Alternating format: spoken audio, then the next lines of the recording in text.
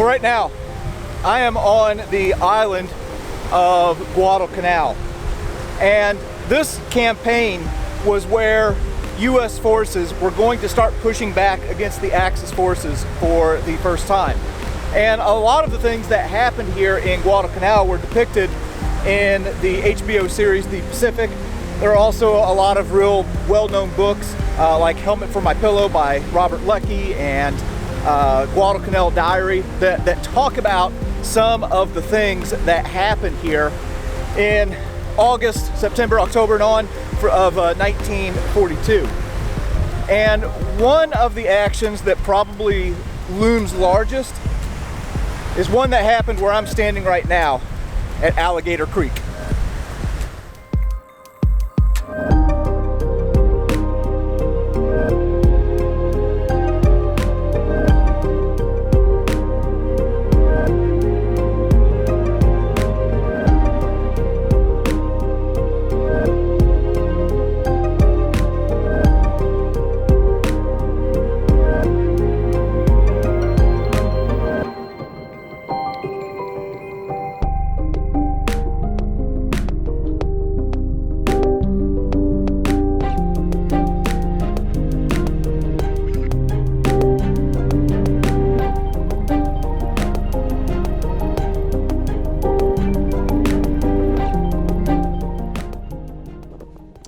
Hey, future JD here. Obviously, right now, I'm not in Guadalcanal. I'm in a place that is considerably colder and snowier than Guadalcanal. But I wanted to get on here real quick and give a little bit of context for the episode that you are about to see. In the run-up to the trip to Guadalcanal, one of the places that I was really excited about visiting was Alligator Creek. Had read Robert Leckie's book, Helmet for My Pillow, had watched the series The Pacific from HBO. So I was really pumped about going to this place and sharing this story. And in the weeks leading up to the trip, well, I started getting some indications from Dave Holland that there was a possibility that we might not be able to visit Alligator Creek. What people may not realize about Guadalcanal and a lot of the Pacific Islands is that in recent years, the Chinese have been looking to kind of expand their footprint and expand their influence in that region, and that includes Guadalcanal. There's been a lot of Guadalcanal that has been bought up by Chinese businesses. One of those places was the area known as the Coconut Grove right by Alligator Creek.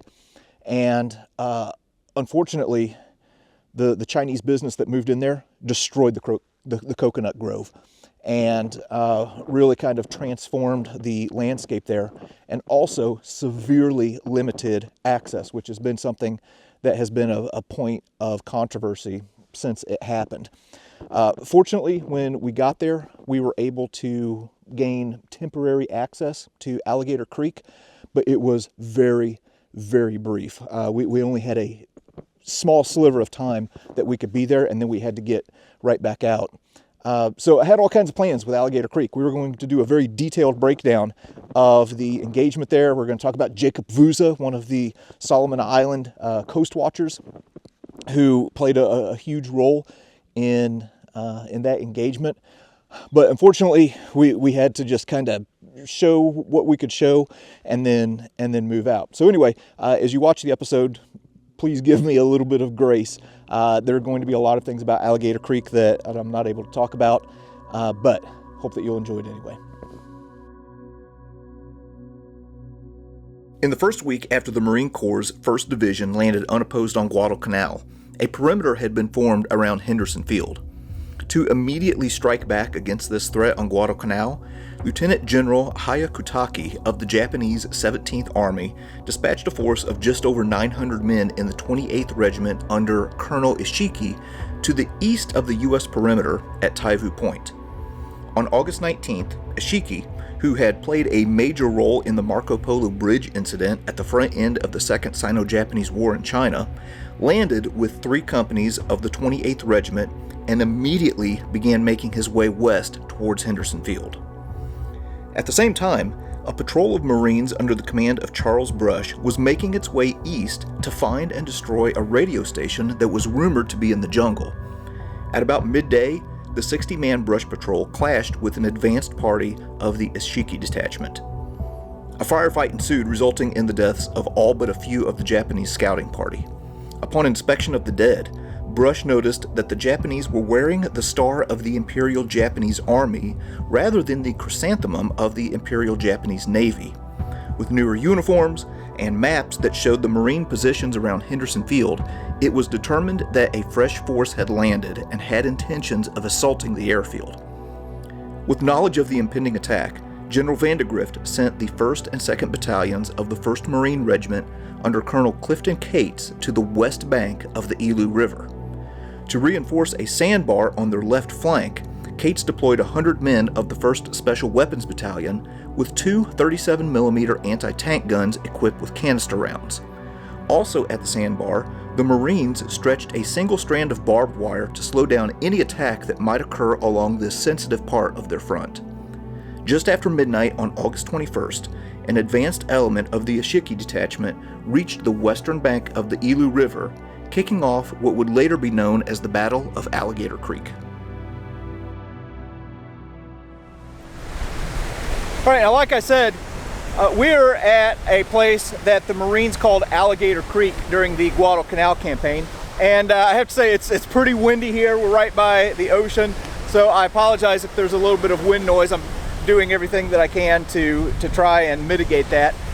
But like I said, this was one of the most legendary actions during the whole Guadalcanal campaign. So we're going to give just a quick rundown of what happened here. So the body of water that we are looking at in front of us right now is Alligator Creek, except for it's not actually Alligator Creek. The real Alligator Creek was to the west of us, but the Marines thought they were Alligator Creek. This is actually the Elu River.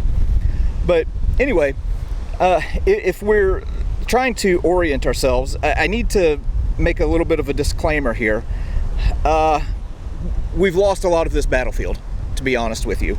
Off to the left, so this is where the Japanese assault is going to be coming from. The Chinese have built a giant concrete plant there and like gravel facility or something, and so the old coconut grove that the Japanese attacked through is gone. And then over here on the other side of, we'll keep calling it Alligator Creek, this is where the American positions were, and you can see there's some buildings there. Unfortunately, we just got to show things how they are. There is a lot of trash here, which is unfortunate, but it is what it is. So anyway, just a short rundown on what happened to Alligator Creek. The Japanese knew that the Americans were here, obviously, on Guadalcanal, but they didn't know exactly how large that force was. So off to our east here, they landed a force under the command of Ichiki. So Ichiki is going to start bringing his troops up here. There's going to be a Marine reconnaissance unit that's going to run into them. They are going to get back here, and the Americans are going to have a position prepared right here on this side of the river. Just beyond this, if we were to keep walking, is Henderson Field, which is the objective that they are trying to protect. So what ends up happening is this spot ends up being like a bit of a vortex for the Japanese. There's a platoon size element that comes up here, and they honestly get a little bit surprised because they didn't know the Americans were going to be positioned right here. They thought they'd be further in, closer to the airfield. They start engaging, and then Ichiki sends in one company and then another company. Okay, and it's not like a big bonsai charge, but it is masses of troops in small pockets that are maneuvering in and making an attack on the American lines. And eventually he's going to commit a third company, and they're going to go out along this sandbar right here. Some of them are going to go out into the ocean and are going to try and flank around the Americans and get around behind them and try and attack from the Americans' left flank. And there is a pretty legendary action of three guys that took place right here. Yeah, so the story of the Marines from Hotel Company, 2nd Battalion, 1st Marines, Rivers, Schmidt, and Diamond, they were a machine gun team of M1917 waterproof Browning. So they're very instrumental in the battle, and they killed a lot of Japanese, and they were very, once again, instrumental in stopping the Japanese here on my left at the sandbar. So their position today, I mean, it's hard to see, but they were in the first rise for the beach. The beach is to the right, so the first rise is roughly where this tree is I'm pointing at here. So that was where their position was. So they had a coconut log bunker, fully enclosed.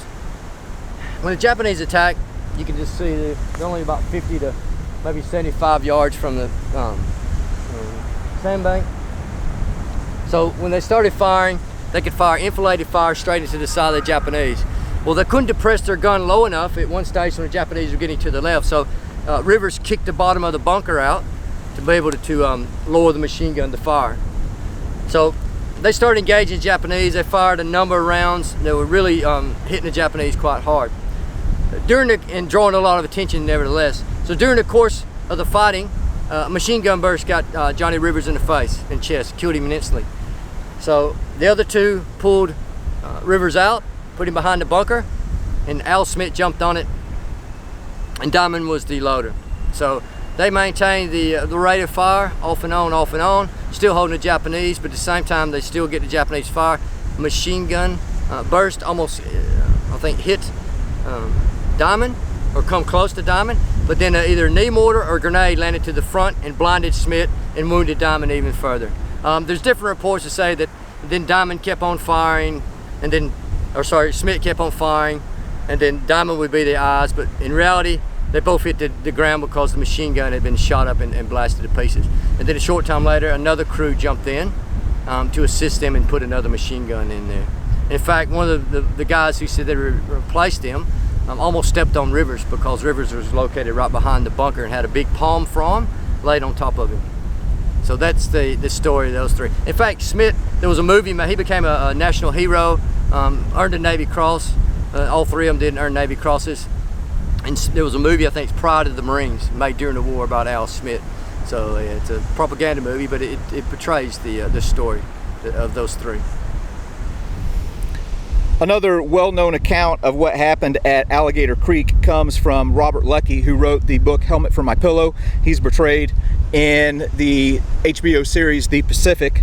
Well, Leckie's position is going to be approximately right out in here. So he was off to the right a little bit during the fight here for Alligator Creek.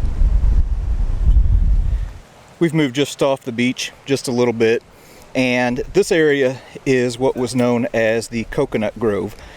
So after the fighting that initially took place along Alligator Creek, you're going to have Marine tank elements that are going to be sweeping up and mopping up in this area. And the Japanese have erected a memorial here in the positions where Ichiki's men attacked from. It's kind of different. You don't really, for Americans, we don't get to see these Japanese memorials very often.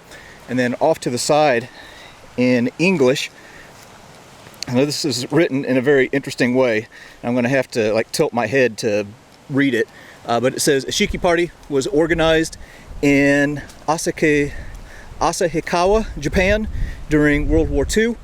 They landed on this land in August 1942. And most of them died during the fierce battle.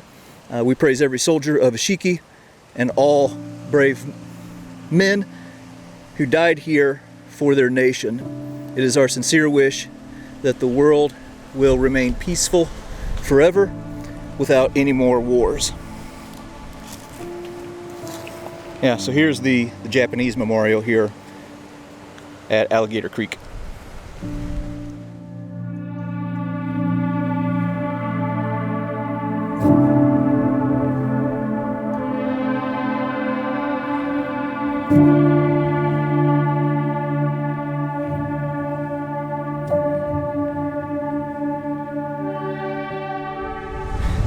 Okay, So we're a little bit limited today as far as where we can go and how long we can stay.